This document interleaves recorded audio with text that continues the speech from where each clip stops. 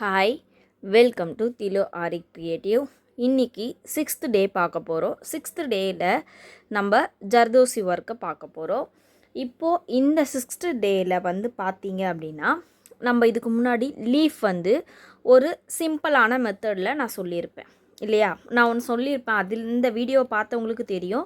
இது proper method கிடையாது, இதுக்கு ரெகுலராக வர்றது தான் ப்ராப்பர் மெத்தட் சொல்லியிருப்பேன். அது எப்படி பேசிக்காக வந்து யூஸ் பண்ணுறது அப்படின்னு சொல்லியிருப்பேன்.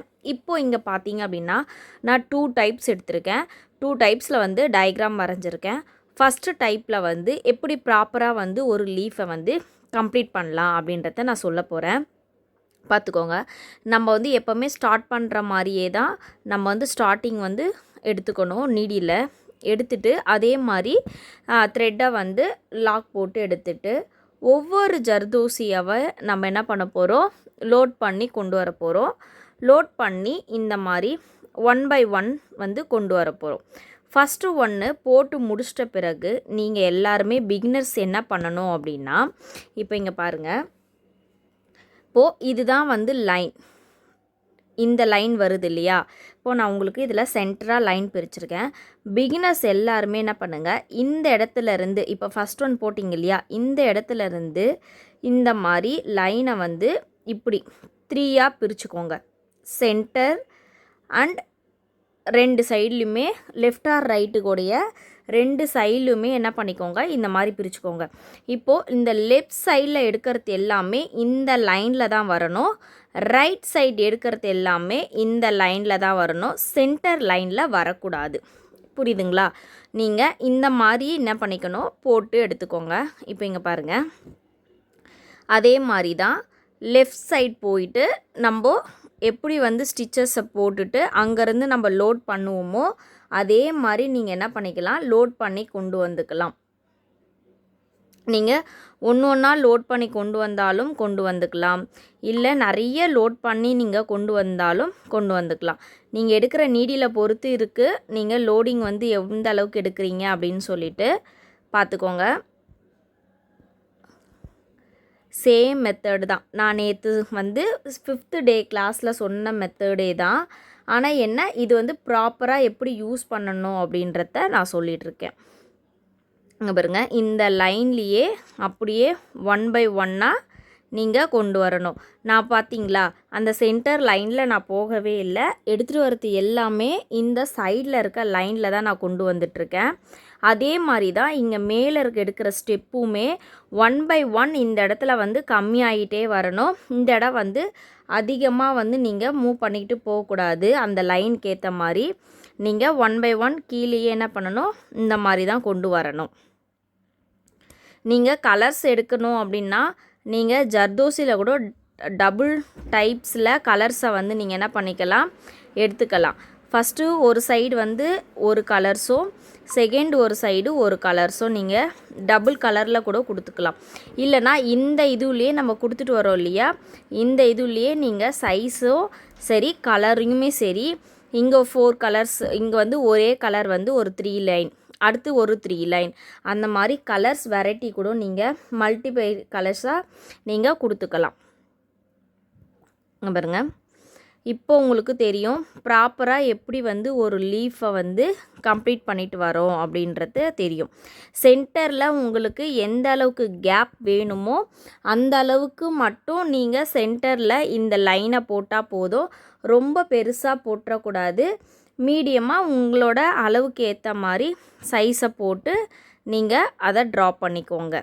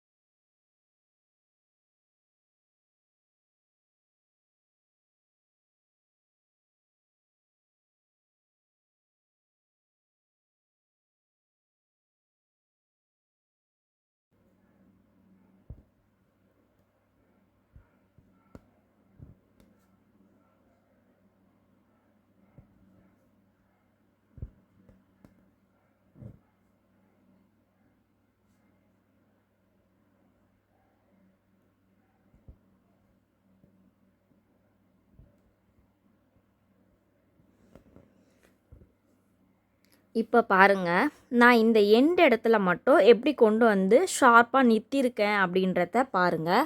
இந்த மாதிரி தான் நீங்கள் லீஃபை எடுக்கணும். இங்கே ஃபுல்லாக வந்து பட்டையாக வரும், உங்களுக்கு பெருசாக வரும். இந்த இடத்துல வந்து ஷார்ப்னஸ்க்காக இந்த மாதிரி நிறுத்தியிருக்கேன். இது தாங்க ப்ராப்பரான மெத்தடே. இப்போது நம்ம லெஃப்ட் சைடு முடிச்சிட்டோம் இல்லையா? இப்போது ரைட் சைடு போக போகிறோம். ரைட் சைடில் இருந்து நம்ம ஸ்டார்ட் பண்ணி அதே மாதிரி கொண்டு வர போகிறோம். பாருங்கள், இந்த மெத்தடில் நீங்கள் போட்டிங்க அப்படின்னா உங்களுக்கு அந்த ஷேப் வந்து கரெக்டாக ஈவனாக அமையும். நீங்கள் எடுக்கிற லீஃப் வந்து உங்களுக்கு பர்ஃபெக்டாக இருக்கும். இந்த லீஃப் மெத்தடில் நீங்கள் வேறு எதனா லீஃப் மெத்தடில் போட்டிங்க அப்படின்னா கண்டிப்பாக உங்களுக்கு வந்து பர்ஃபெக்ட் வராது. நீங்கள் இந்த மெத்தடையே நீங்கள் ஆரம்பித்து போட்டு பாருங்கள். ரொம்ப ஈஸியாகவும் இருக்கும். உங்களுக்கு லைன் மட்டும் நீங்கள் மார்க் பண்ணிட்டீங்கன்னா நீங்கள் நார்மலாக போடுற மெத்தடு தான் நீங்கள் போட்டு அதே மாதிரி கொண்டுட்டு வந்துடலாம். இங்கே பாருங்கள், நான் இப்போது ரைட் சைடில் ஆரம்பிச்சிட்டேன். இப்போ ரைட் சைடுமே நான் என்ன பண்ண போகிறேன்னா இந்த லைனில் தான் கொண்டு வர போகிறேன். சென்டர் லைனில் கொண்டு வர மாட்டேன். இந்த லைனில் கொண்டு வந்து அதே ஃபினிஷிங் ஸ்டேஜில் முடிக்கணும். நான் போடுறேன் பாருங்கள்.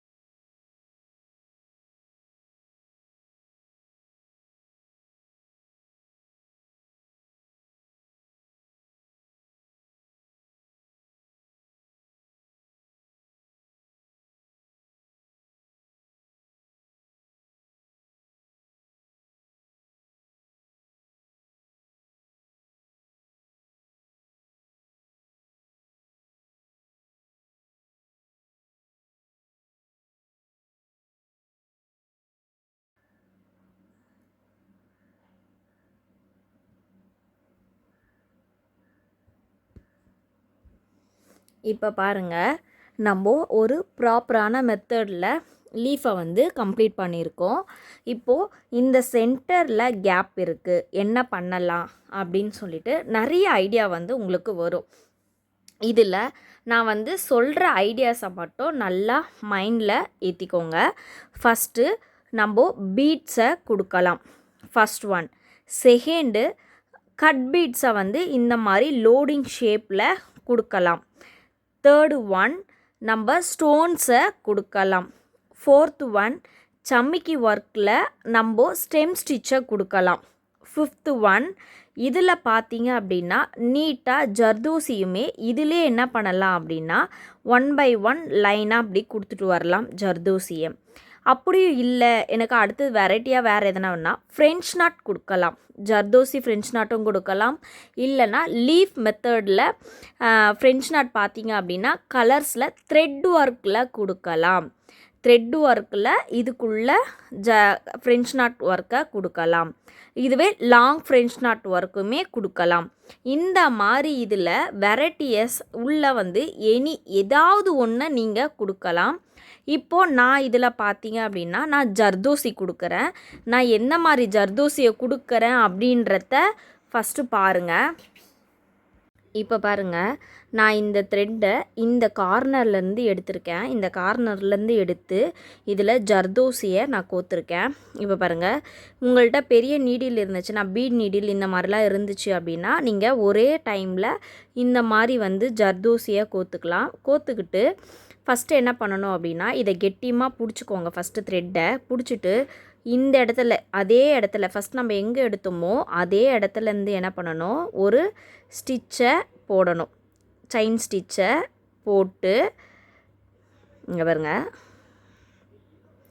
மறுபடியும் அகெயின் லாக் ஸ்டிச்சு ஒன்று அங்கேயே போட்டுக்கோங்க. போட்டுட்டு இந்த இடத்துல என்ன பண்ணிவிடுங்க, எண்ணாட் போட்டுருங்க.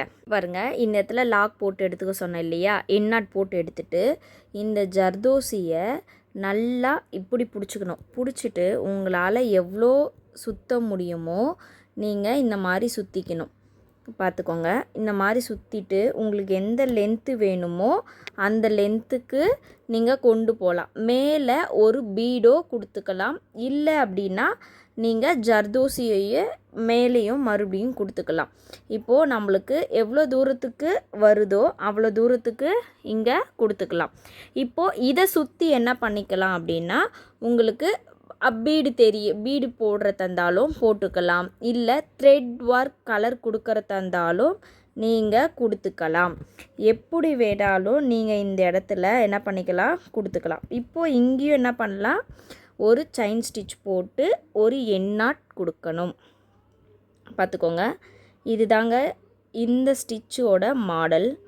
நீங்கள் நடுவில் என்ன ஷேப் வேணால் கொடுக்கலான்னு சொன்னேன் இல்லையா, நீங்கள் இந்த மாதிரி ஜர்தோசியையே கொடுக்கலாம், இல்லை பீட் ஒர்க் கொடுக்கலாம், எது வேணால் கொடுத்துக்கலாம். இப்போ உங்களுக்கு இந்த கேப் தெரியுது அப்படின்னா நீங்கள் இதில் பீட் கொடுத்துக்கலாம். இல்லைனா நீங்கள் ட்ராப் பண்ணதை இன்னும் கிட்ட என்ன பண்ணிக்கலாம், நெருக்கி ட்ராப் பண்ணிக்கலாம். இப்போ நான் உங்களுக்கு இதில் பீட் கொடுக்கறதா இருந்தால் பீட் கொடுத்துக்கலாம். இல்லை அப்படின்னா அதே ஜர்தோசியையே என்ன பண்ணிக்கலாம், கண்டினியூவாக கொடுத்துக்கலாம். இந்த மாதிரி கேப் தெரிஞ்சால் மட்டும்தாங்க கொடுக்கணும். நீங்கள் தேவையில்லாமல் கண்டினியூஸாக கொடுக்கணுன்ற அவசியம் கிடையாது. நீங்கள் இந்த மாதிரி தெரிஞ்சிச்சுன்னா மட்டும் நீங்கள் கண்டினியூஸாக கொடுத்துக்கோங்க. இது ஆப்ஷனல் தான். இந்த மாதிரி எப்பயாவது ஒரு வாட்டி தான் ரேராக கிடைக்கும் நம்மளுக்கு. இந்த மாதிரி நீங்கள் இந்த மாதிரி ரேர் இல்லாமல் என்ன பண்ணிக்கலாம், ஸ்டிச்சஸை கம்ப்ளீட் பண்ணி போட்டுக்கலாம். இப்போது நம்மளுக்கு இந்த மாதிரி கம்ப்ளீட் பண்ணி ஃபினிஷ் பண்ணிக்கோங்க. இதெல்லாமே ஒரு எக்ஸ்பீரியன்ஸ் தாங்க நம்மளுக்கு. ஏன்னா ஒரு வாட்டி நம்மளுக்கு வரும்னு நினைக்கலாம், ஒரு வாட்டி நம்மளுக்கு வராது. நம்மளோட கொடுக்குற சுச்சுவேஷனை பொறுத்து தான் நம்மளுக்கு இந்த இடம் என்ன ஆகும், பீட்ஸ் அமையும் இல்லையா. அதனால தான் இப்போது பீட்ஸ் அமையும்னு சொன்னேன் இல்லையா, அந்த இடத்துல பார்த்தீங்கன்னா பீட்ஸ் இருந்தால் பீட்ஸ் கொடுக்கலாம். இல்லைனா இதே ஜர்தோசியை கண்டினியூஸாக கொடுத்து நீங்கள் க்ளோஸ் பண்ணி எடுத்துக்கலாம். இதையே நான் இங்கே பண்ண மாதிரி நீங்கள் அளவை கம்மியாக பண்ணி நீங்கள் க்ளோஸ் பண்ணி எடுத்துட்டீங்க அப்படின்னா உங்களுக்கு அந்த இடம் பார்க்கறதுக்கு அழகாகவும் நீட்டாகவும் இருக்கும். ஓகேங்களா, இதுதான் இதோட டிஃப்ரென்ஸு. என்னடா இவங்க சொல்லி கொடுத்து இவங்களே மிஸ்டேக் பண்ணுறாங்க அப்படின்னது, இதெல்லாமே உங்களுக்காக நான் சொல்லி கொடுக்கறது. எப்படி வந்தால் எப்படி கரெக்ட் பண்ணலாம் அப்படின்றதுனால தான் உங்களுக்கு நான் சொல்லி கொடுத்துருக்கேன். இது ஒன்றும் பெரிய விஷயம் கிடையாது. எங்கெங்கெல்லாம் மிஸ்டேக் ஆகுதோ அதை எப்படி கரெக்ஷன் பண்ணிக்கலான்றது தான் அந்த நடுவில் இருக்கிறது. சரிங்களா, இப்போது இங்கே என்ன பண்ணணும் அப்படின்னு சொல்லி பார்த்தீங்கன்னா, இதே பீட் மெத்தடு. இந்த பீடை நான் எப்படி பிரிக்க போகிறேன் அப்படின்னு பார்த்தீங்கன்னா, இங்கே பாருங்கள், ஃபஸ்ட்டு 2ஆக பிரிச்சுக்கோங்க. இப்போது இந்த லைன் இப்படி கர்வ் லைன். இப்போது ஃபஸ்ட்டு பார்ட்டில் நம்ம இப்படி இருந்து இப்படி பிரித்து கொண்டு வந்தோம் இல்லையா, இப்படி லைனை. ஆனால் இங்கே பார்த்தீங்க அப்படின்னா இந்த மெத்தடில் பிரிக்கணும். இது ஏன் இந்த மெத்தடில் பிரிக்கிறோம் அப்படின்னா, இப்போ நம்ம போட பொறுத்து இந்த லைனும் இந்த லைன்லேயும் ஜர்தோசியை என்ன பண்ண போகிறோம், செயின் ஸ்டிச் கொடுக்க போகிறோம். செயின் ஸ்டிச் கொடுத்துட்டு அதுக்கு மேலே தான் என்ன பண்ண போகிறோம், நம்ம லோடிங்கை ஃபில் பண்ண போகிறோம். நீங்கள் இந்த மாதிரி பண்ணிங்க அப்படின்னா நம்மளுக்கு பஃப்னஸ் கிடைக்கும். உங்களுக்கு இந்த ஜர்தோசி ஃபில்லிங்ஸ் நல்லா நீட்டாக தூக்கி பஃப்பாக கிடைக்கிறதுக்காக தான் நம்ம இந்த மெத்தடை ஃபாலோ பண்ணுறோம். பார்த்துக்கோங்க, இந்த மாதிரி உள்ளே லோடிங்க்கு நார்மல் ஜர்தோசி நான் செயின் ஸ்டிச்சு சொல்லியிருப்பேன் இல்லையா, அந்த செயின் ஸ்டிச்சு தான் கொடுக்குறேன். நீங்கள் ஒரு லேயர் கொடுத்தாலும் கொடுக்கலாம். இல்லை அப்படின்னா இதுலேயே இன்னொரு லேயரும் தூக்கிட்டு வர மாதிரி நல்லா பஃப்பாக கொடுத்துக்கோங்க. நான் கொடுத்து காமிக்கிற பாருங்கள், டபுள் லேயரும் கொடுக்குறேன், சிங்கிள் லேயருமே கொடுக்குறேன் பாருங்கள். இன்னொரு லேயர் கொடுக்குறதா இருந்தால் இப்படி தான் நீங்கள் இன்னொரு லேயரையுமே கொடுத்துக்கணும்.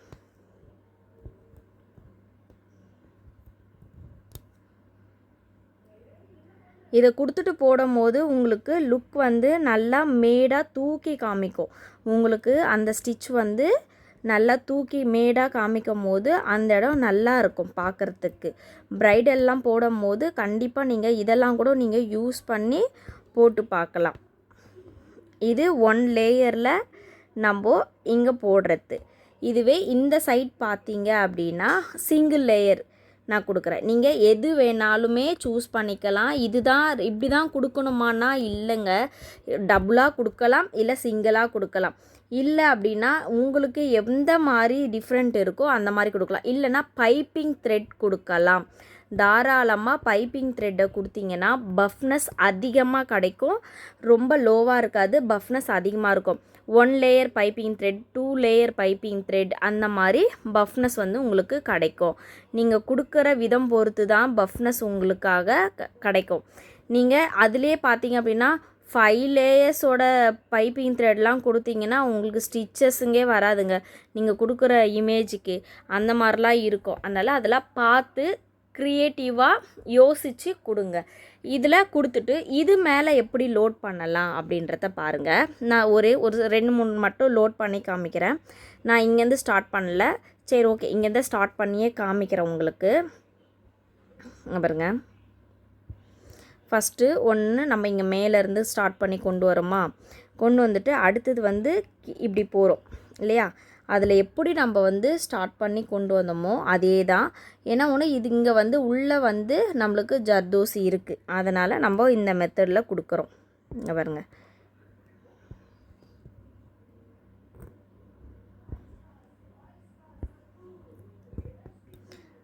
அதுக்கு 1 by 1 நீங்கள் கொடுத்துட்டே வரும்போது நம்மளுக்கு எங்கெங்கெல்லாம் பஃப்னஸ் வருது அப்படின்றத பாருங்கள்.